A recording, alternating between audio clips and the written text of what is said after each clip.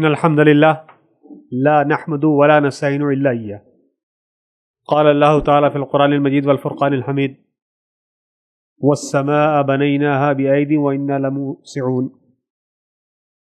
وقال: أولم ير الذين كفروا أن السماوات والأرض كانتا رتقا ففتقناهما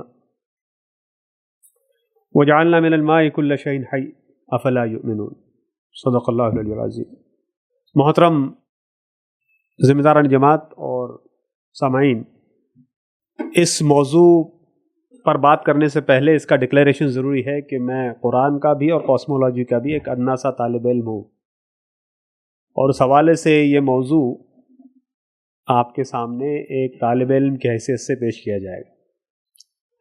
کاسمولوجی آپ سب جانتے ہیں، بنیادی طور پر یہ وہ برانچ ہے سائنس کی جو اس کائنات کے وجود میں آنے اور اس کے وجود میں آنے سے پہلے اور اس کے بعد کے ادوار سے بحث کرتی ہے. اور کاسمولوجی دوسری تمام برانچز آف سائنس کی طرح اس کی بھی بہت ساری شاخیں ہیں، برانچ در برانچ ہیں. بہت سارے لوگ جو براہ راست فارمیشن آف یونیورس یا کریشن آف یونیورس، کریشن تو وہ لوگ نہیں مانتے، ہم مانتے ہیں، لیکن سائنٹسٹ حضرات کچھ فارمیشن آف یونیورس یا ایمرجنس آف یونیورس کے حوالے سے جو لوگ کام کرتے ہیں، ان میں بڑی تعداد تھیوریٹیکل فزسسٹ کی ہوتی ہے جو کائنات کے مختلف بہت ہی باریک پہلوؤں کو میتھمیٹیکل ماڈل پہ بناتے ہیں، میتھمیٹیکل کے ماڈل بنا کے اس سے اس کو اسٹڈی کرتے ہیں. اور آپ کو پچھلے دنوں چندرائن وغیرہ کے سلسلے میں پھر بہت ساری یہ سب باتیں شروع ہو جاتی ہیں. ہر بار جب بھی کوئی بڑی سائنٹیفک وہ ہوتی ہے تو عوام میں، سماج میں اس طرح کی لہریں شروع ہوتی ہیں، بات ہوتی ہے، اس کے بعد لوگ بھول بھال جاتے ہیں، پھر کسی اور طرف بات چلی جاتی ہے. لیکن یہ دو سوال، تخلیق کے کائنات ہمارے حساب سے اور تخلیق حیات، اور ان کے حساب سے فارمیشن آف یونیورس اور ایمرجنس آف لائف، یہ دو فنڈامنٹل سوالات ہیں سائنس کے. سائنس کے یہ دو فنڈامنٹل سوالات ہیں، بنیادی سوالات ہیں. ان کا یہ یقین ہے کہ اگر ہم ان دو سوالات کی توجیہ حسابی ماڈلوں سے کر دیں تو ہمیں اس دنیا اور اس کائنات کی توجیہ کے لیے کسی فوق الفطرت ہستی کی ضرورت نہیں رہے گی. ہم جب یہ بول رہے ہیں تو یہ ریٹورک نہیں ہے.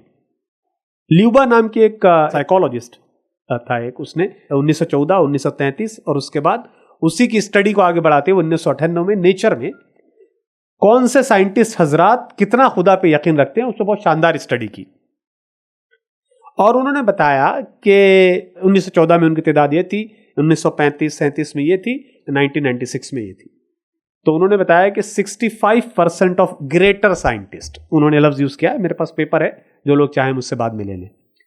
انہوں نے یہ کہا ہے کہ جو گریٹر سائنٹسٹ ہیں ان میں سے 65% اللہ کی ذات پر یا کسی فوق الفطرت ذات پر یقین نہیں رکھتے. کاسمولوجی کے حوالے سے یہ تعداد زیادہ اہم ہو جاتی ہے جب یہ دیکھا گیا کہ جب ان کو بانٹا گیا تو تھیوریٹیکل فزسسٹ جتنے تھے جو کائنات کی ایمرجنس یا کائنات کی تخلیق، اس کے فارمیشن پہ کہتے تھے، وہ 78%، 78% جو ہے وہ نان بلیورس تھے، وہ یہ کسی فوق الفطرت ہستی پہ یقین نہیں رکھتے. اس حوالے سے اگر آپ اس ڈیبیٹ کو دیکھنا چاہیں جو یکایک ابھری تھی کہ اتنا زیادہ کاسمولوجیکل پروجیکٹس پہ لوگ کیوں پیسہ خرچہ کرتے ہیں، کیوں مارس پہ جانا چاہ رہے ہیں، کیوں چاند کے ساؤتھ پول پہ جانا چاہ رہے ہیں، تو آپ کو تھوڑا سا اندازہ اس حوالے سے ہو جائے گا کہ یہ تمام ایکسپلوریشن، کچھ باتیں تو آپ نے سنی ہوں گی ویڈیوز میں، چھوٹے چھوٹے شارٹس میں، کہ وہاں پر کچھ ہم کو معدنیات ملیں گی یا ہماری کالونی ہم کو بنائیں گے، جب ارتھ ایک ناقابل یعنی رہائش ہو جائے گی، جب یہاں نہیں رہ پائیں گے تو وہاں انسانیت کو شفٹ کر دیں گے. آپ کو یہ بات بھی جان کے ضرور حیرت ہوگی کہ ایسے پروجیکٹ بھی، جینیٹسسٹ بھی اس میں انوالو ہیں، بایولوجی کے لوگ بھی انوالو ہیں، جو یہ کوشش کر رہے ہیں کہ ہم کسی خلائی جہاز میں امبریو کو ایک فروزن اسٹیٹ میں، امبریو مطلب ایک بچے، مطلب جو ہم زائگوٹ بناتے ہیں، یعنی مادہ منویہ اور ملا کر کے نرک، وہ ملا کر کے اسپرم اور اووم ملا کر کے ہم ایک زائگوٹ بنائیں. یہ بھی ایک آئیڈیا ہے براڈ کہ ہم اگر ایسا کسی جہاز میں رکھ دیں اور اس کا کنٹرول ہمارے پاس رکھیں اور کبھی تو وہ کسی بہت دور دراز سیارے پر جا کر لینڈ کرے اور ہم یہاں سے اس کے وومب کو ٹریگر کریں اور اس کے بعد وہ پورا بیبی بنے اور وہ وجود میں آئے اور اس کے بعد اس کے لیے انتظام ہو نرشمنٹ کا، تو کیا وہ ایک انسان کے طور پر بن سکتا ہے؟ یہ کتنے وائلڈ فیسینیشنز ہیں. یہ میں ہوا کی باتیں نہیں بتا رہا ہوں، اس سب کے ریفرنس موجود ہے. تو یہ دراصل کیا ہے؟ تو جہاں یہ ایک طرف انسان کی غیر معمولی تجسس کی نشانی ہے، وہیں ہم سمجھتے ہیں کہ اس کے اندر ہلکا سا کہیں نہ کہیں وہ ایلیمنٹ شامل ہے جس میں سیکولر ہیومنزم کے لیے اور ایتھزم کے لارجر پروجیکٹ کے لیے اس بات کی یقین دہانی ضروری ہے کہ کائنات کی اور حیات کی تشکیل یا اس کی فارمیشن کی جو ایکسپلینیشن ہے وہ بغیر خدا کے تصور کے بھی دی جا سکتی ہے.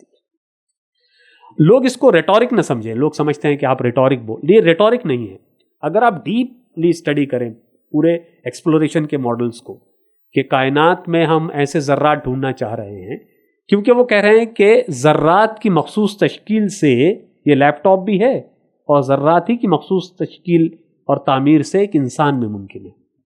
کانشسنس کی ڈیبیٹ یعنی جو شعور کی ڈیبیٹ ہے، یا ہمارے اندر جو گناہ یا ثواب کا تصور ہے، اس کے لیے ان کے پاس دوسرے قسم کے جس کو ہم نیچرلسٹک مورالٹی بولتے ہیں، وہ سب کے تصورات موجود ہیں. وہ صرف یہ چاہ رہے ہیں کہ اگر ہم کائنات کے ابتدائی ماڈل کو حسابی ذریعے سے ثابت کر سکیں تو پھر ہمارے لیے ضروری نہیں رہے گا. ابھی تک ہم ایز اے بلیور یہ بولتے ہیں ان کو کہ ٹھیک ہے نا، آپ بتا دیجئے، جیسے ہم نے اپنی اس کتاب میں بھی لکھا ہے کہ آپ بتا دیجئے کہ حیات کیسے وجود میں آئی.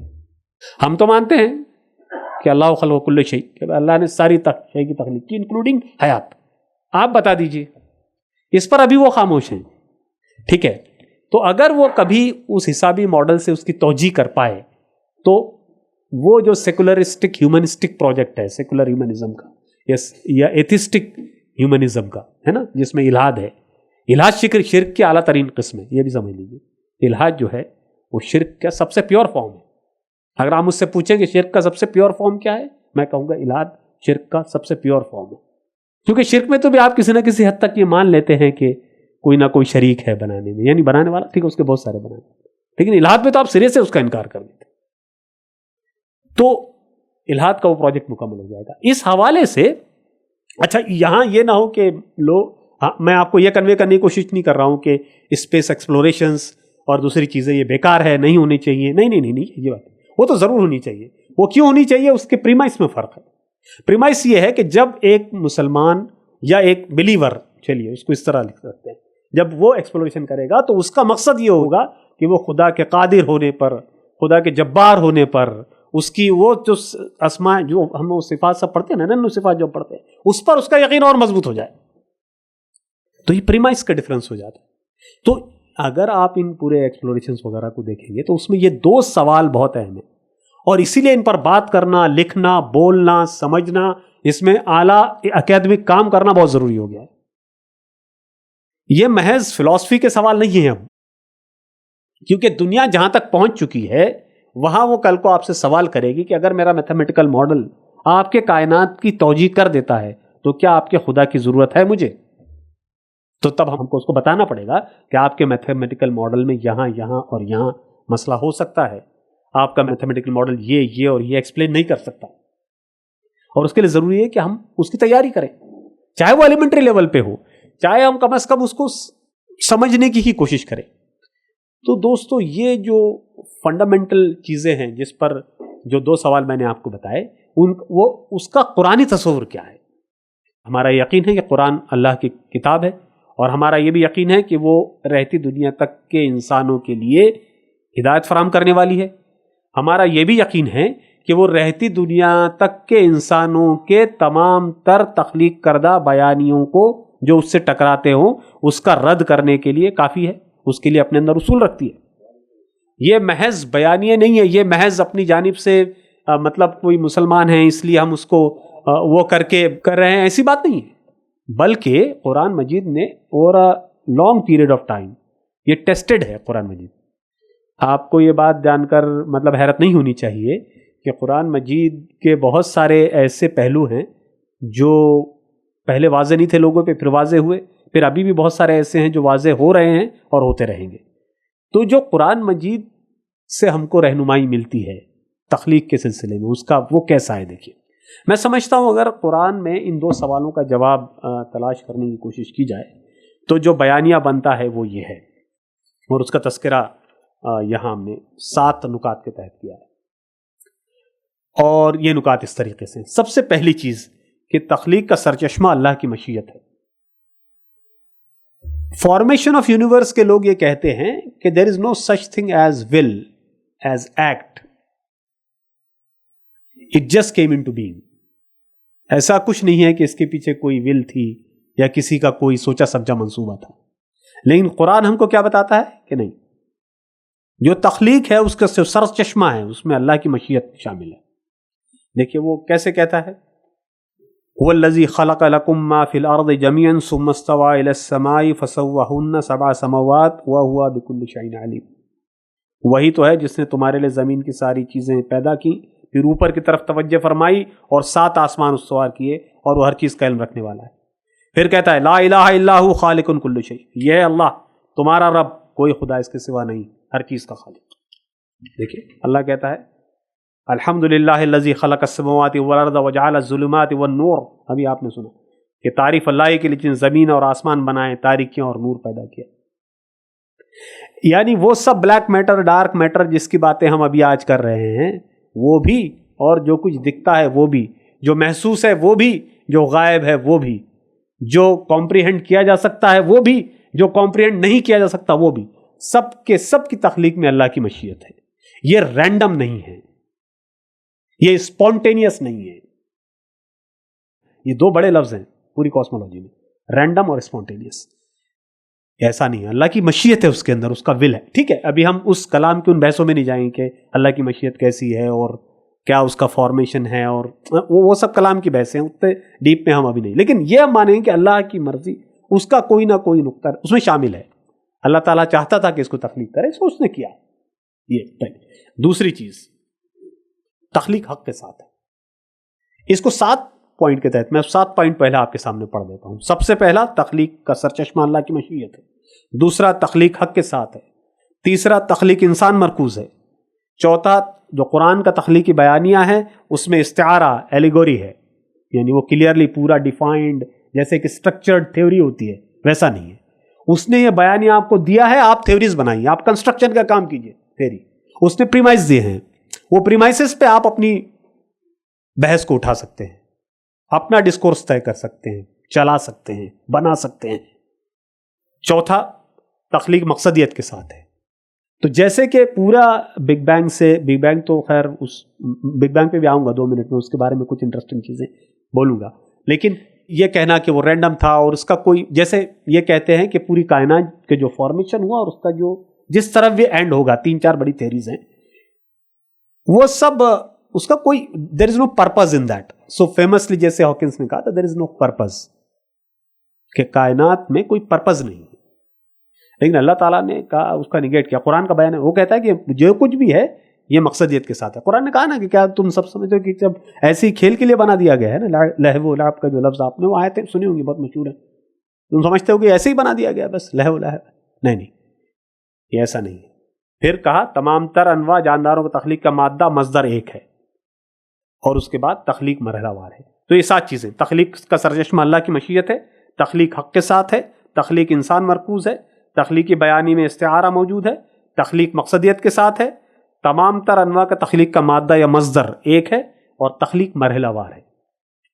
یہ پوری کائنات کی تخلیق کا جو قرآنی بیانیہ ہے اس میں حیات کی تخلیق بھی شامل ہے۔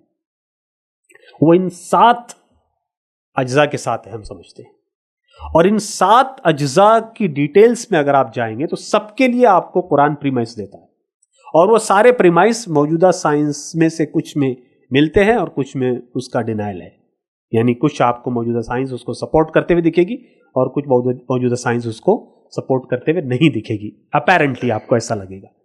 تخلیق کا سرچشمے میں اللہ کی مشیت ہے، جیسے میں نے آپ کو بتایا، اس کے بارے میں 2-3 آیتیں آپ کے سامنے پیش کی، اور آگے کی طرف چلتے ہیں۔ جیسے یہ کہ بھائی آپ بگ بینگ کی بات آئی، جو سب سے مشہور ہوتی ہے تھیوری وہ بگ بینگ ہے. لیکن آپ کو اگر یہ بتایا جائے کہ ایف آر کالنس، تو انہوں نے ایک ایمرجنٹ یونیورس کی تھیوری پیش کی ہے. دیکھیے تھیوریز بہت ساری ہیں لیکن بگ بینگ بہت مشہور ہو گئی. ٹھیک ہے، انہوں نے کہا کہ بگ بینگ بھی اصل میں کسی ایمرجنس کے بعد والا واقعہ ہے. اب یہ تھیوری زیادہ پاپولر نہیں ہوئی. وہ بگ بینگ ہم نے سب نے سن لیا ہوگا نا، لیکن اگر آپ اس کے کاسمولوجیکل فاؤنڈیشنز دیکھیں گے، اس کے مطلب اس کی اسکیل ہوتی ہے 1 سے 5 تک کی ڈگری میں، تو بگ بینگ سے زیادہ اچھے طریقے سے ایکسپلینیشن ایمرجنٹ کا ہے. لیکن کیوں؟ کیونکہ وہ جو ایف آر کالنس، میں ان کا نام بھول گیا ابھی، میں بتا دوں گا، وہ تھوڑے سے بلیور تھے، یعنی وہ بلیونگ سائڈ پہ تھے. پکے بلیور نہیں تھے، پکے کوئی اس طرح کے کرسچن نہیں تھے، لیکن وہ بلیونگ سائڈ پہ تھے.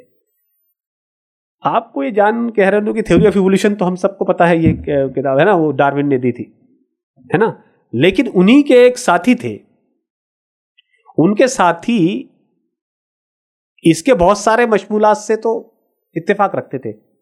ڈارون نے جو تھیوری دی تھی اس کے بعض چیزوں سے، جیسے ہائر کانشیسنس پہ، اعلیٰ ادراکی صلاحیت، جس کو فالہمہا فجورہا و تقواہا کے ذیل میں آپ رکھ سکتے ہیں، وہ سب پر ان کا یقین نہیں تھا. وہ کہتے تھے کہ اس سے یہ ایکسپلین نہیں کر پاتی. لیکن آپ دیکھیں گے ڈارون کا نام آپ سب جانتے ہیں، لیکن ان صاحب کا نام بہت کم لوگوں کو معلوم ہے. تو یہ کیا ہوتا ہے کہ علم کی دنیا میں بھی بہت زیادہ نہیں لیکن کسی نہ کسی درجے میں اعلیٰ ترین سطح پر گڑبڑی ہو جاتی ہے، تعصب آ جاتا ہے. آپ کو اسٹیفن ہاکنس کے بارے میں ہم سب جانتے ہیں، تو آخری عمر تک چونکہ بول نہیں پاتے تھے تو وہ سنتھیسائزر سے بولتے تھے. اب بہت سارے کنسپریسی تھیوریز وغیرہ ہیں، لیکن اگر آپ اسٹیفن ہاکنس کی ابتدائی کتابیں پڑھیں اور اس کے بعد ان کی آخری کتابوں پر آئیں تو آپ کو یہ لگے گا کہ اسٹیفن ہاکنس نے ان کے ایک مشہور ویڈیو میں بتایا ہے کہ بھائی کائنات کو ایکسپلین کرنے کے لیے خدا کی ضرورت نہیں ہے. اب ان کی پوری جو عمر کا آپ حاصل دیکھیں تو وہ اس آخری بیان سے کنٹسٹڈ ہے نا. اب یہ ہو سکتا ہے کہ وہ آخری اس میں وہ ہو گیا ہوں گے، لیکن چونکہ وہ سنتھیسائزر سے بولتے تھے. آپ جانتے ہیں اسٹیفن ہاکنس کا بہت سارے لوگوں نے نام بھی سنا ہوگا، بہت مطلب دنیا کے سب سے بہترین دماغوں میں سے ان کا بھی آپ شمار ہوتا ہے. اور نیوٹن اور آئنسٹائن کے بعد ہاکنس کو بھی لوگ اب ایسا سمجھتے ہیں کہ ان کو اس کیٹیگری میں رکھنا چاہیے. بہرحال تو میں یہ کہہ رہا تھا کہ اس طرح کی جو تھیریز ہیں جو کاسمولوجیکل ڈاکٹرین میں، پورا جو کاسمولوجی اس سے ملتی ہے، اس میں آپ کو یہ تھوڑا سا بھی جب آپ ڈیپ میں پڑھیں گے تو یہ آپ کو سمجھ میں آئے گا کہ اس طرح کی چیزیں بھی ہو جاتی ہیں. تو اب یہ جو کائنات اور اس کی تخلیق اور حیات اور اس کی تخلیق کا قرآنی پرسپیکٹو ہے، وہ ہم کو ان 7 چیزوں میں ایک بلڈ اپ دیتا ہے، اور ہم یہ سمجھ سکتے ہیں کہ قرآن ان 7 چیزوں کی طرف توجہ دلا کر ہم کو کس طرف لے جانا چاہ رہا ہے. یہ دیکھیے کہ تخلیق انسان مرکوز ہے. ابھی جو کاسمولوجیکل نیریٹو ہے وہ یہ ہے کہ human beings are nothing, I mean they are just another kind of species, جو مطلب وہ ایک مخلوق ہی ہیں، بس یہ ہے کہ ان کو بہتر طریقے سے سروائیول کا طریقہ معلوم ہو گیا، اس لیے وہ دوسروں سے بہتر ہو گئے، ورنہ اصل وہ بہت ساری مخلوق کی طرح وہ بھی ایک مخلوق ہے. نمبر 1. دوسرا کاسمولوجیکل ڈاکٹرین یہ ہے کہ یہ جو انٹیلیجنس اسپیشیز کا ٹیگ اپنے آپ پر انسان لگاتے ہیں، وہ کوئی بہت فخر والی بات نہیں ہے، بلکہ ان سے بھی بہتر ہو سکتے ہیں موجود، ہے نا، ان سے بھی بہتر وہ لوگ ہوں گے. اب یہ بیانیہ جو ہمارا بیانیہ ہے اس سے تھوڑا سا ڈفرینٹ ہے، کیونکہ اسلام یہ کہتا ہے کہ لقد کرمنا بنی آدم، ہم نے اور کہا کہ وہ ہے نا کہ ہم نے تمہارے لیے سورج اور چاند مسخر کیے. سورہ یاسین کے مشہور آیتیں ہیں، ہے نا، اس کی عربی ابھی یاد نہیں آ رہی کہ بھئی وہ سورج اور چاند تمہارے لیے مسخر کیے ہیں. لیکن یہ جو کاسمولوجیکل ڈاکٹرین ہے وہ کہتا نہیں، ایسا کچھ نہیں، آپ بھی ایک ہیں، بہت ساری انٹیلیجنٹ بینگ ہو سکتی ہیں، اربوں خربوں سیارے ہیں، پلانٹس ہیں، اس پہ کوئی بھی بینگ ہو سکتا ہے. تو وہ کہتے ہیں کہ یہ تخلیق جتنی بھی ہے، فارمیشن، وہ کہتے ہیں جو فارمیشن جتنی بھی ہے، کوئی یہ انسان مرکوز وغیرہ نہیں ہے، بلکہ یہ ایک جنرل پرسپیکٹو ہے. جبکہ قرآن کہتا ہے کہ نہیں، یہ تو سب کچھ مسخر کیا گیا تمہارے لیے. تخلیق حیات کے سلسلے میں بہت شاندار مطلب آپ یہ سمجھ سکتے ہیں کہ قرآن کا جو بیانیہ ہے تخلیق حیات کے سلسلے میں اتنا شاندار ہے کہ وہ کبھی تک آنے والی بایولوجی کو بھی اکوموڈیٹ کر لے گا اپنے اندر. مطلب ہم یہ سمجھتے ہیں کہ انسانیت نے سائنسی انسانیت نے ایک طویل سفر طے کیا ہے. تو وہ شروع ہوا تھا ہمارے پاس سمجھ لیجیے اے بایوٹک کیمسٹری سے کہ مختلف کیمیکلز کا خاص تناسب میں مل کر ایک پروٹو سیل بن گیا, یعنی خلیہ کی ابتدائی شکل بن گئی, اور پھر وہ دھیرے دھیرے ترقی پاتی ہوئی, پہلے جاندار میں, پھر اس کے بعد کمپلیکس جاندار میں تبدیل ہوئی, اور اس کے بعد سے ارتقاء ہوتے ہوئے انسان جیسی مخلوق وجود میں آئی ہے نا. لیکن قرآن یہ کہتا ہے کہ ایسا نہیں ہے, جو انسان ہے وہ اسپیشل کریشن ہے. اب وہ کیسے بھی ہو سکتی ہے, کریشن کے میکینسٹک پہلو پہ قرآن زیادہ بحث نہیں کرتا. کریشن کے میکینسٹک آسپیکٹ پہ کیسے ہوئی ہوگی اس پر قرآن زیادہ بحث نہیں کرتا, لیکن وہ کی گئی ہے اس پر قرآن مصر ہے. وہ کہتا ہے کہ انسان کو یہ ماننا ہے کہ یہ تخلیق حق کے ساتھ ہے, اللہ کے ذریعے کی گئی ہے. کیسے کی گئی ہے اس کے لیے آپ کو چھوڑ دیا, آپ ایکسپلور کرتے رہیں, دیکھیں. تو یہ بہت زبردست پوائنٹ ہے, کیونکہ اس کے ذریعے سے ہم ان تمام چیزوں کو اکوموڈیٹ کر سکتے ہیں جس میں یہ بات ہے کہ انسان کا ظہور اس سرزمین پہ کیسا ہوا. اس کی ایک بڑی کوشش نظریہ ارتقاء ہے, ڈاروینین ایوولوشن. اس کے پیرل بھی بہت ساری باتیں ہیں. ڈاروینین ایوولوشن کو لوگوں نے سمجھ لیا ہے کہ وہ سب کچھ بالکل حیات کی مکمل طور سے نمائندگی کرتا ہے اور حیات کے وجود میں آنے پر بھی مکمل طور پہ رہنمائی کرتا ہے. غلط بات ہے. وہ بھی ویسے ہی میگا نیریٹو ہیں جس کا تانا وہ ہم کو دیتے ہیں. ان کا تانا ہم پر یہ ہے کہ آپ جنت, دوزخ, خدا, برزخ اور یہ سب وہ بولتے ہیں بولنے کی بات ہے.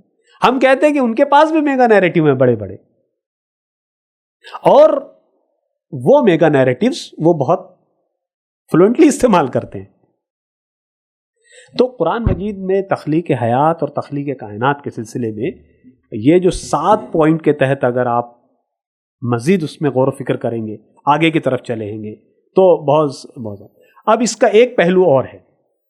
جیسے میں نے قرآن کی آیت آپ کے سامنے تلاوت کی, والسماء بنیناہا بأیدی وإنا لموسعون.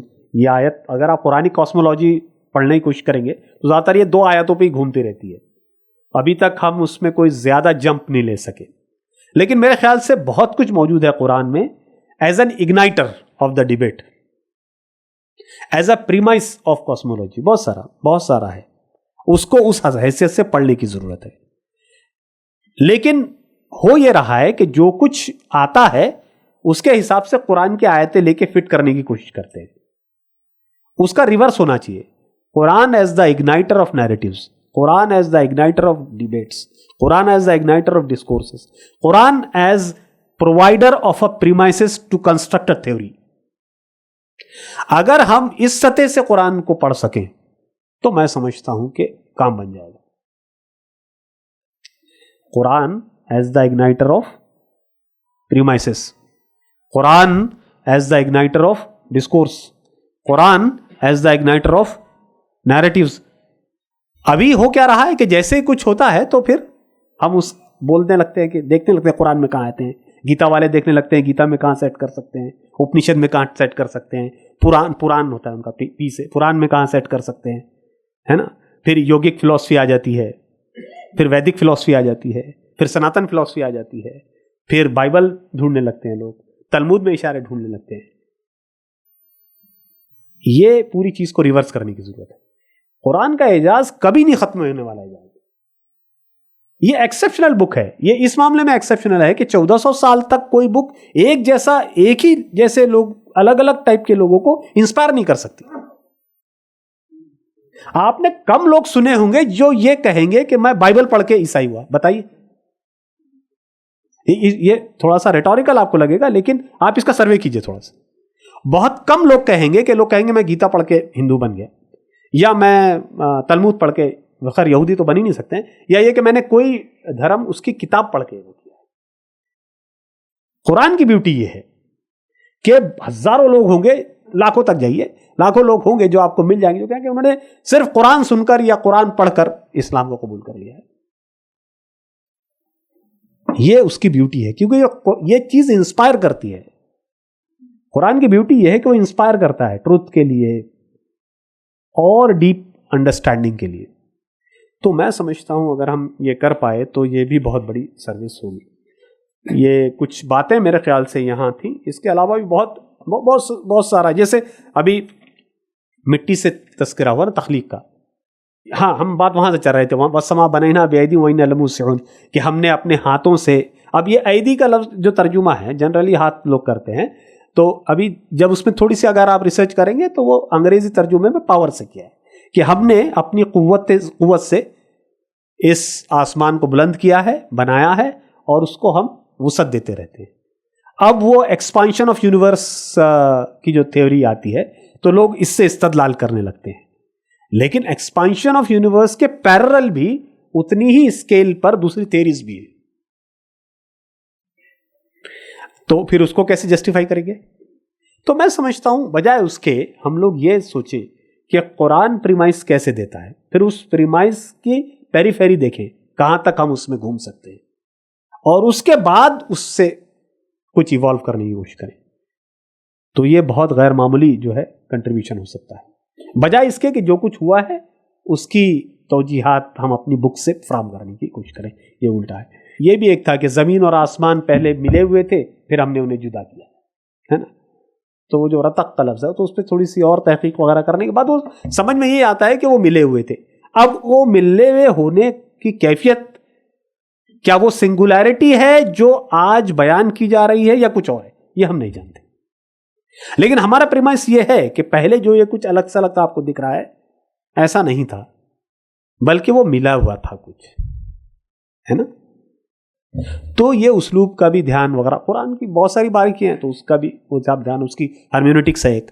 تو اور ایک اور چیز ہے، جیسے یہ کہا کہ بھائی اللہ نے کہا کہ ہم نے آسمان اور زمین کو حکم دیا کہ مطیع ہو کر آ جاؤ، طوعاً یا کرہن، وہ جو لفظ ہے نا آپ وہ آیت آپ سب لوگوں سن. تو یہ اسلوب ہے، وہ تو کوئی ان کی تو ول نہیں ہے نا، تو وہ طوعاً اور کرہن کیسے آئیں گے؟ مطلب زمین اور آسمان کی کوئی ول تھوڑی ہے، ول آپ کے پاس ہے. یعنی آپ یا تو اللہ کے بندے اپنے دل سے بن سکتے ہیں یا انکار بھی کر سکتے ہیں، کوئی بات نہیں. تو یہ ایک اسلوب ہوتا ہے قرآن کا، اور اس اسلوب کو پہچاننے کی ضرورت ہے کیونکہ اس سے پریمائز سیٹ ہوں گے آپ کے. اگر آپ اس کے بہت زیادہ اس طرح کے میننگز میں جائیں گے جو آج کل تھیوریز آ رہی ہیں اور پھر اس کے بعد آپ اس کو پہنانے کی کوشش کریں گے تو اس میں خطرہ زیادہ ہے. تو میں سمجھتا ہوں کہ قرآن کے تصور تخلیق، فار ایگزامپل یہ مٹی پہ آئیے، جیسے ہم کو مٹی سے بنایا ہم جانتے ہیں، لیکن کون سی مٹی ہے نا. ایک جگہ کہا وَلَقَدْ خَلَقْنَا الْإِنسَانَ مِنْ صَلَالَةٍ مِنْ طِينٍ، ہم نے انسان کو مٹی کے سس سے بنایا ہے. پھر کہا اِنَّا خَلَقْنَاهُمْ مِنْ طِينٍ لَازِبٍ، انسان کو ہم نے لیسدار گارے سے پیدا کیا. ٹھیک ہے. اب ایک جگہ ہے خمیر روڑی ہوئی مٹی سے کیا ہے نا. تو پھر کہا وَلَقَدْ خَلَقْنَا الْإِنسَانَ مِنْ صَلْصَالٍ مِنْ حَمَإٍ مَسْنُونٍ. تو جب ہم مٹی کی بات کرتے ہیں تو کئی طرح کی مٹی کا تذکرہ قرآن کر رہا ہے. تو تخلیق حیات کے سلسلے میں وہ سب سے مشہور آیت تو ہم جانتے ہی ہیں کہ بھئی جو سب کچھ حیات ہے وہ ماں سے آئی ہے، یعنی پانی سے آئی. تو اس کے لیے ہم فوراً بولنے لگتے ہیں کہ بھئی وہ سمندر میں جو زندگی کے وجود کی تھیوری ہے وہ بالکل صحیح ہے، وہ قرآن ثابت ہے. نہیں، ہم یہ کہیں گے کہ تمام تر مخلوقات اور حیات زندگی کی ابتدا ماں میں ہوئی ہے. ماں الگ الگ چیزوں کے لیے عربی میں استعمال ہوا ہے نا. لیسدار مادے کے لیے بھی ماں ہی ہے کہیں ہے نا، اور بہت سارے میننگ ہیں.